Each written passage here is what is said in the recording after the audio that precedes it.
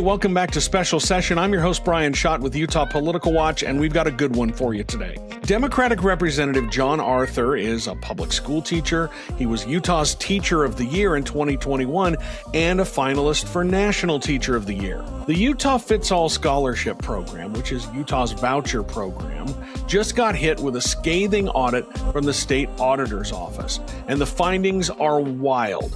We're talking mirrorless cameras, gaming PCs, MacBook Pros, Pelotons, trampolines, and even a mountain bike worth over $6,000. All of that was purchased with taxpayer money that critics say was supposed to go towards improving education. The record keeping was such a disaster that auditors had to build their own AI model just to figure out where the money went, and even then they could only trace about $1 in $5 with any confidence. Representative Arthur teaches in a public school classroom, so he brings a first-hand perspective on what it's like watching public education budgets get squeezed while voucher money flows to home electronics and season passes. We talk about the audit, the ongoing legal fight over whether this program is even constitutional, and what he thinks needs to happen next. Now, before we get to our conversation with Representative Arthur, if you value this kind of independent accountability journalism, please consider subscribing to Utah Political Watch at utahpolitics.news. I'm a solo operation with no corporate backing, so reader support is what keeps this work going. You can also drop something in the tip jar if a subscription isn't your thing right now. Every bit helps. And if you enjoy the show, please subscribe and take a second to rate and review it wherever you're listening. It genuinely helps more people find this kind of coverage. Okay, here's our conversation with Representative John Arthur. Representative Arthur, it's really exciting to have you on the show today. Thanks for taking the time. No, as I said, it's an honor. You may not like hearing that, but it is. So thanks for having me. Well, I always tell everyone, just wait until we get finished and then we'll assess where things go. I wanted to have you on to talk about this astonishing audit that came out of the state auditor's office of the Utah Fits All Scholarship Program. It's not a scholarship program. It's a school vouchers program. That's just a piece of marketing that they did when they passed this. But they found, and the audit says this, quote, wasteful and extravagant purchases. The thing was such a mess that they had to create their own AI model just to dig through the purchases that were being used in this program. We're going to get into some specifics, but give me your first impression when you see this audit come out and they find that $7 million was spent on high-end electronics and custom furniture and season passes and things like Pelotons. And it's really astonishing because this is money that's supposed to be going to public schools. That's exactly right. And back when we were debating the Utah Fits All Scholarship Voucher Program initially, this is what we all anticipated would happen. We anticipated that the taxpayer dollars would go to pay for things that had nothing to do with really increasing learning outcomes for kids. You know, on a philosophical level, I firmly believe that public money needs to stay in public education, right? But beyond that, as somebody who cares about good stewardship of funds and making sure that people are held accountable for spending money in the right way and making sure that money is appropriated in a thoughtful way to ensure that that happens, we educators, everybody who pushed back against this bill initially, saw this coming. We knew that these funds would be used for all kinds of things that people would point to and say, no, a trip to Europe, that's social studies, that's academic. You know, a Peloton, that's PE. I've never walked into a PE class and saw a Peloton waiting for me. And that's, again, entirely predictable, unsurprising, but still so frustrating to see happen. And you bring up a good point as a teacher, and you are a teacher, but when you hear that Hmm. $600,000 or more went to purchases, over $1,000 on things like MacBook Pros, gaming Yeah. PCs, mirrorless cameras, while data from the Utah Education Network shows 71% of the devices actually used in public classrooms are Chromebooks that go for like $300 a pop. What does that contrast tell you? It hurts so bad, and the amount of money that each recipient of the Utah Fits All voucher gets is on average higher than the appropriation that we put in the weighted pupil unit for our public school students. So when I have to put in help desk requests because keys are missing from laptops and there's connectivity issues and I can't get my kids to connect to the instructional software that I need them to be using so they can grow as readers and mathematicians. And then I hear about a kid getting a gaming laptop from this voucher program. It drives me nuts because our children in public schools deserve better than that. They are the students that our constitution says our legislature is beholden to, the ones that they need to produce a system that is effective to serve, and to see funds siphoned out from our public schools to buy extravagant devices that have no real academic benefit is I think a failure to live up to the promise that we've made to all of our kids and our educators in this state. Now, I know what you're going to say, but I have to ask the question.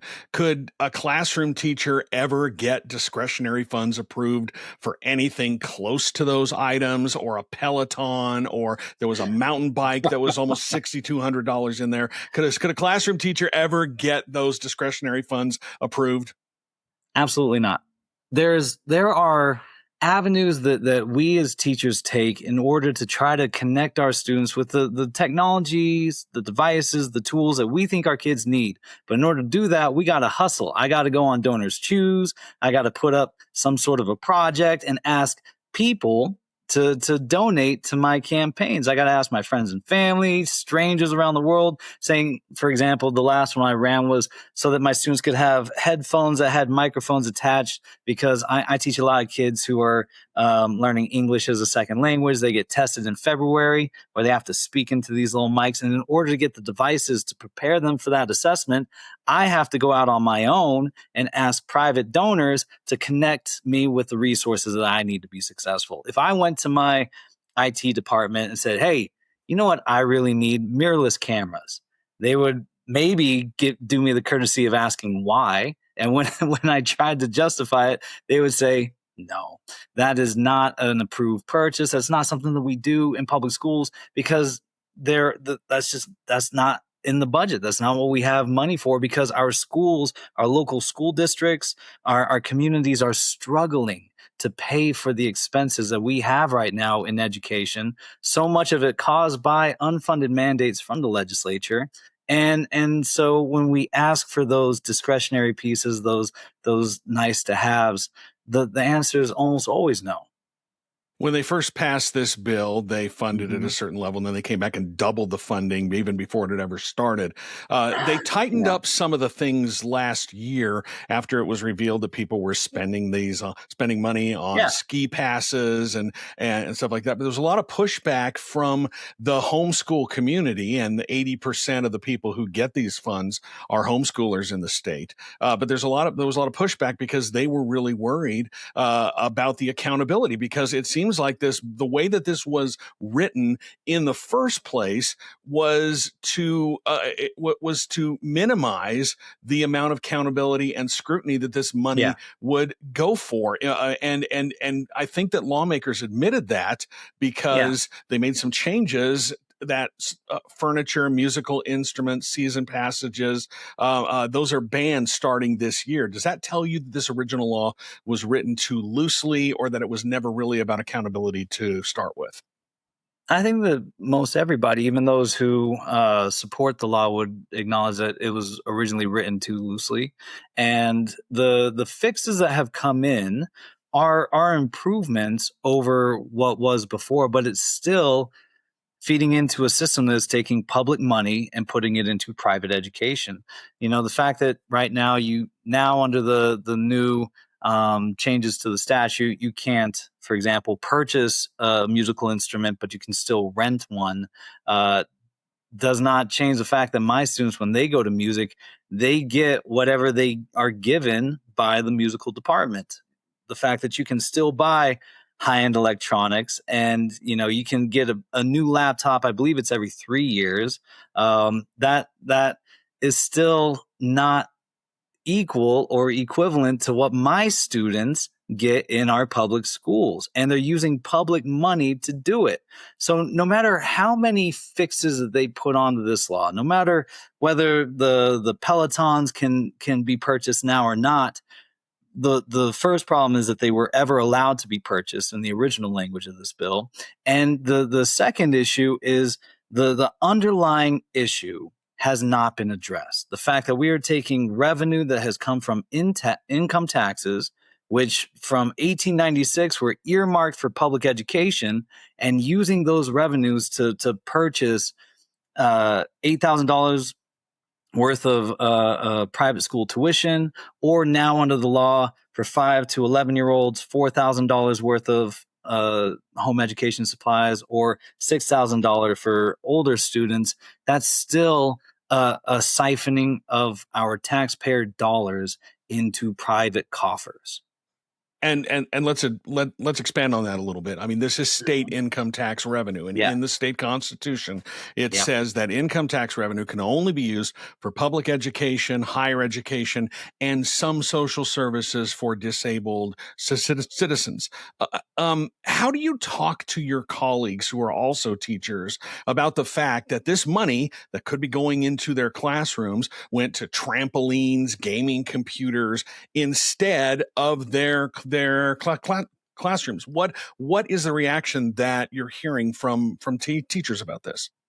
Yeah, for teachers, this is hard to talk about because we fought so hard to prevent this from happening, and it was wild, Brian. I don't know if you remember, but teachers came out and opposed a bill that also included an historic raise for teachers. So you've never seen people who are underpaid fight so hard not to get a raise, right? We got out there and we battled back against the bill because it ultimately would weaken this thing that we love, public education. And so we pushed back against it. The way that the supporters of this legislation interpret our constitutional language as changed under Amendment G is really interesting, because in the Constitution now, I believe it's Article 13, Section 5, it says, that money essentially is earmarked for public education, higher education, students with disabilities, and also to support children, right? And so the supporters will say, it says to support children. This is supporting children. But the judge in the district court who heard this case struck that down because they said, look, when this was presented to the voters, it was presented as we need more money for social services for students with disabilities, for children with disabilities, or individuals with disabilities. And so the language was never intended to open this up to vouchers. This was never intended to open up the opportunity to take public money and put it in private education. So the way that it is worded is not the way that it should be interpreted. And so the law was ruled unconstitutional. It's now pending appeal at the Supreme Court. And, as an educator, it's frustrating not just paying attention to education law, but also paying attention to these bills that have changed the structure of our state Supreme Court. For example, this body that is now going to have to make the decision on whether or not the Utah Fits All scholarship voucher program is constitutional. They could very easily come out and say, no, you know what, we're going with the strict textual reading of this constitutional section, and it says support children. This supports children, disregarding the other part of the Constitution that says that the legislature is responsible for establishing this public education system. We'll just say that they can do that plus private education funded pieces, and it's good. as educators, we're smart enough to recognize that all of these pieces are connected. Excuse me, and we're paying attention to all of them. And you bring up a great point about the Supreme Court. They passed the bill to create 2 new justices on the state Supreme Court this last year, packing the court. Plus, there are 2 people who stepped down from the Supreme Court. So Governor Cox is going to have 4 nominees, 4 new people when this issue is finally heard before the court. They also created the new Constitutional Court, which is a 3-judge panel, and any challenge to state law goes there instead of through the regular district court process. So they're really trying to pack and rig the systems, making it harder to challenge what they do up on the Hill. And I think that's a very good point to bring up. I want to get back to the audit, though. One of the things that really jumped out to me was that the record keeping in this entire thing was a mess. The auditor's office said that they could only identify about 19% of the transactions with confidence. The rest weren't traceable enough to categorize. They had to build their own AI model just to figure out where the heck all this money went. You know, what is your thought about that when every dollar spent by public schools is scrutinized so heavily, and then you've got this program that, the parents can pick and choose what category they want to categorize these expenses on, and the record keeping is so loose that even the state auditor could only figure out where about $1 in $5 went. Yeah, and when we talk about public education funds, we're talking about funds that are accountable to our legislature, our state school board, our local school boards, the business administrator in each of those districts and LEAs. There are people that we can go to and say, what is going on with our money? And we can elect the people who vote in public meetings how they're going to spend that money. This program was designed to have a program manager, and the original program manager for the Utah Fits All voucher was ultimately replaced because they did not do an effective job. I'll just say it that way. And folks, when you talk about the voucher program, they will say, "Oh, these purchases, that's from like the first year, second year. You can't like hold it accountable for that. There's growing pains, and you can't hold the record keeping. You can't hold the new company accountable because that was the old company, and now there's Odyssey. And I personally don't know a lot about this program manager that's in place now, but I do know that this is a lot of money to manage, and the definitions in statute on what you can or cannot spend it on still to this day, like curriculum, how you define curricula is still something that even teachers will debate when we talk about what resources we want to bring into the classroom, let alone a program manager that does not have a really strong background in education and pedagogy and all the other things that you have to understand in order to determine if something is actually going to improve somebody's education. Also considering the fact that there is no assessment piece at the end of each academic year for the kids who are receiving these scholarships. So if you're not going to have a tool in place to determine whether or not kids are learning, then how can you determine whether or not the purchases they're making are improving their education? Because there's no measure at the end to know if they grew or not. And so when people every year they reapply for the scholarship, priority is given to previous scholarship holders and their siblings. They're just going to reapply each year for another round of $4,000 or $6,000 for the homeschool folks. And who knows if the purchases, one, are actually justifiable, or two, if those purchases are having any sort of positive impact on these kids' education. Do you think that this audit is the kind of thing that might move your Republican colleagues up on the Hill? You're a Democrat, you're in the super minority.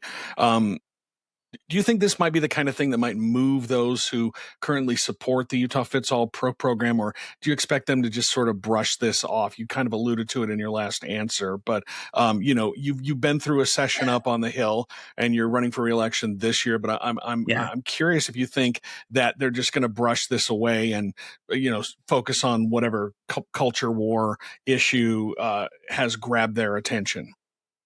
Yeah, I don't think that this audit is going to change anybody's mind because I think that they believe that they have already addressed the issues outlined in the audit. I don't think that they're going to disagree with anything because the audit presents information in a very straightforward way. I think that the underlying issue that I keep coming back to, that public money should stay in public education, is not the priority for my colleagues on the other side of the aisle. I think that their priority, as they see it, is school choice is everything, right? School choice means that we need to provide access to all the different educational opportunities that kids may want, and this is another tool for helping families customize their kids' educational experience. Now, the problem with that is, and you hear folks say this often, this type of voucher program is not school choice. This is still schools making the choice on which students they are going to take in. This is giving students money to the vast majority of the money within the program, even though more of the students are like homeschoolers, they're only using it for smaller pieces. The majority of the money is going to private school tuition, right? Schools that are not obligated to take students with disabilities or students who come from households where English is not the first language spoken. This is giving money to schools that are legally allowed to discriminate about which students they serve. That's not school choice. That's taking our public money and giving it to private institutions that can discriminate and keep any kid that they want out. And that is, I think, failing our mission to provide an excellent neighborhood school for every Utah child. That's where our money should be going. I don't know if this, I know that this audit is not going to move the needle in the minds of my colleagues, but I do hope that it raises enough public attention and awareness, and also frustration and anger, that they are more compelled to consider alternatives, or ultimately lowering the funding. Taking away the funding, in my opinion, would be the best move in the long run, and shutting down the system because of public pressure, because of the frustrations coming from the public. And as we've seen with data centers and other issues, the public's in a place where they want to push back. And this is a place where I'm hoping the public will channel that energy and put the appropriate pressure on their elected officials. I don't think the audit's going to do it, but I think the audit might frustrate enough people that they can either vote out some folks or vote in the types of legislators and leaders who are committed to protecting and elevating public education. Last thing I want to ask you, you've been through one session up on the Hill. You were on the State Board of Education prior to that. Do you think that the small number of educators who are in the legislature is obviously that, to me, that feels like it's a perspective that's being waved off, because you have real estate developers, you have lawyers, and there's just a handful of teachers. But the number one issue that is the issue that brings the most proposed legislation every single year has to do with public education. Can you talk about your experience, being an educator and, trying to bring your perspective of things to your colleagues who may or may not have that experience?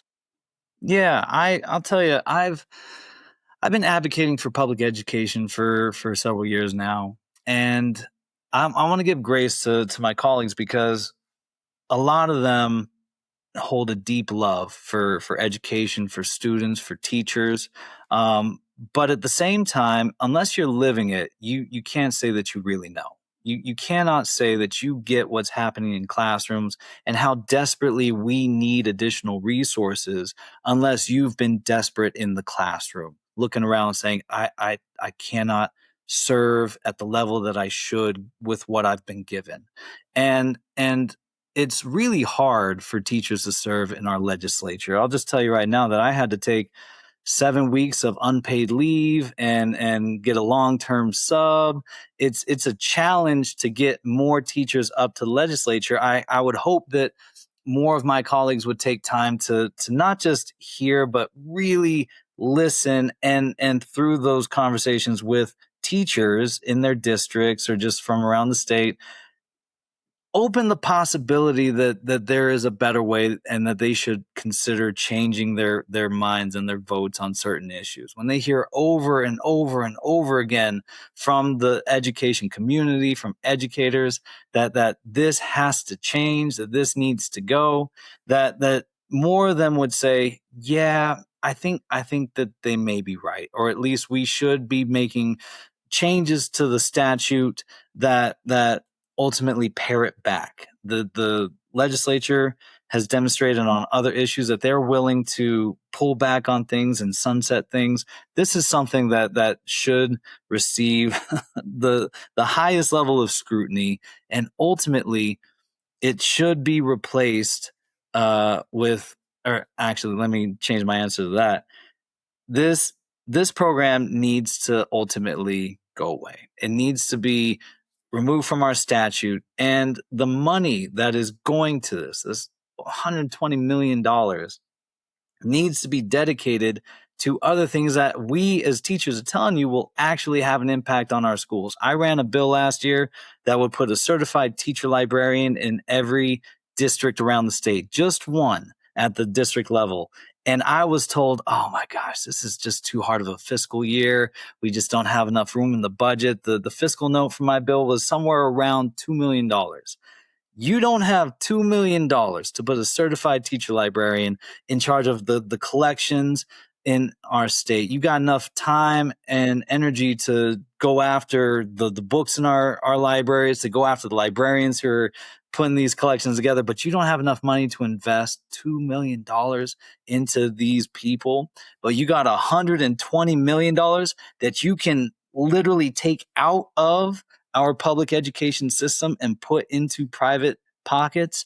That's not good governance. That's not good policy making. And I'm hoping more teachers will ultimately join me at the legislature to carry the call within the building. Representative John Arthur, where can people find you online? I love your social media content. I see you on Instagram and on TikTok. Tell people where they can find yeah, you. Definitely. On Instagram, TikTok, 9th Evermore, the number 9, TH Evermore. And on Facebook, you just look for John Arthur. LinkedIn, I'm there as well. And I'll tell you, all my content I post is appropriate for 5th and 6th grade audiences. If it wasn't, I would hear about it immediately. So please, if you haven't seen it already, check it out. Representative John Arthur, thank you for your time.